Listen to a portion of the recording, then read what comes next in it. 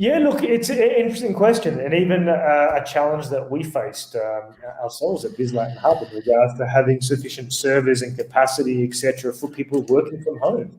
And I know from us, we had to invest in new technology, etc., to allow that to happen. But there's a fine line here because, you know, on one hand, you have government regulation, and there are some jurisdictions that have come out with specific legislation that says if you have an employee working from home, this is what you must provide, such as you must provide a working desk, a working chair, etc., etc. So you have the government regulation side that companies need to be considerate of. Then conversely, you've got those companies that need to really invest, firstly, in the physical stuff to actually allow them to log on and do that stuff, which is one complication. Secondly, internet, depending on the types of employees, etc., can be a problem. So some companies I know are actually giving out mobile internet devices, etc., or even phones, and they can use them on using that. But then you've also got the second issue of, okay, having this decentralized workforce, how are we going to manage that? You know, it's all fantastic to have all these people, but it's a far more of a managerial challenge managing a dispersed workforce. Now, if it's 3 or 4 people, fine, but if you have 300 people, it's more difficult.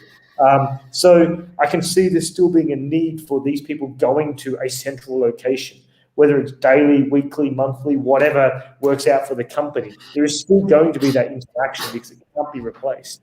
You know, I have a friend that has a large English institute here in Colombia, and even they've decided, well, we actually don't need to have a workplace anymore. We just need to have a meeting space for the team to come and meet at a certain time each week. So we're going towards that model where the human interaction will exist, supported with infrastructure that you can work from more locations. For example, changing PCs to laptops is an obvious one, for example. Now, conversely, we've engaged with some call centers that have this exact problem because they said, okay, employees work from home, but now you need to have this massive PC and you've got to have all this other equipment to take home with you.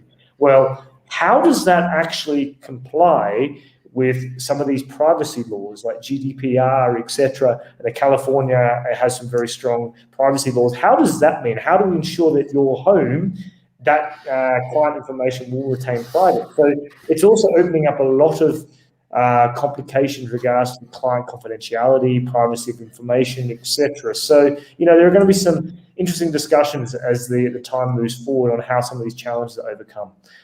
You know, I think, to be fair, we're just beginning these conversations more than ending them.